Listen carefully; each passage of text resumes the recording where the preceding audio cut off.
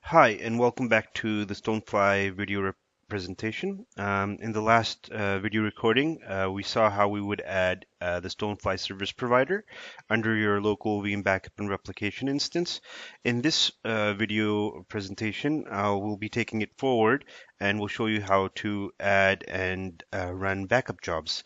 So in your VM backup and replication local instance, you should head over to the backup and replication tab over here.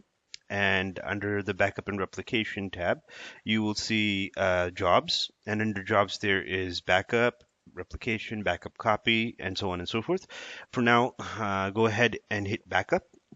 And you can basically add a backup job by context clicking and selecting for which hypervisor you would like to add the backup job. In this case, we're adding it for a local VMware hypervisor-based VM, and I already have a job added to the system. I'll go ahead and show you how basically we configure the job. So this is the first screen that you would see on the Add Backup Job wizard, and on the screen you give the name for the backup job, and you go ahead and click Next. And in this section, you can select a virtual machine that you would like to add to the backup job.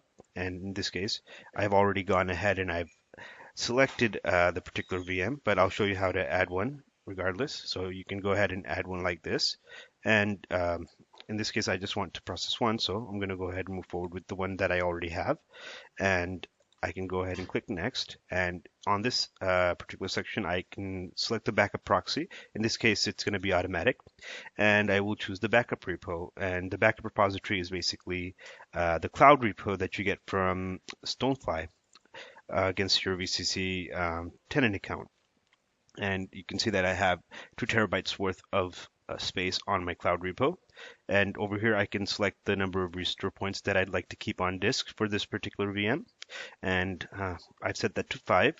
I have a number of other options that I can go ahead and configure, but I'm going to keep it simple for this demo and click Next. On this screen, you have the option to enable application-aware processing, QoSing, and that's mostly for SQL-based systems or transaction-based systems where databases reside. In this case, we're not that inclined towards that. We can go ahead and skip this. And on this screen, I can schedule the job to run daily at a particular time, monthly, periodically, and I have a bunch of other options that I can basically play around with to set the schedule. But in this case, I'm not going to be scheduling it. I'll go ahead and click Apply and Finish. And once I do that, I will end up with the backup job over here under the backup job listing. Now, I can go ahead and I can context click and hit Start Active Full. Active Full will basically create a complete image of the VM.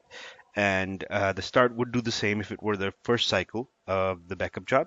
If it were a subsequent cycle, it would basically create incremental copies against the backup chain. So I have already run this, and it's a fairly time-consuming process depending on the VM size. So in order to keep the video short, I will just show you an executed job and what the stats were like and how long it took. So I've selected the backup job and I have clicked statistics. And for this, you can see that this particular backup job, it ran in full. It shows 100%, and it shows that the success was 1, which means it was successful. And it basically processed 1.5 gigabytes worth of information, read it over, and transmitted over 717 MBs, which is against the compression over the network. And you can see the milestones where the job started, the VM list was being built, so on and so forth, until the job finished at the said timestamp.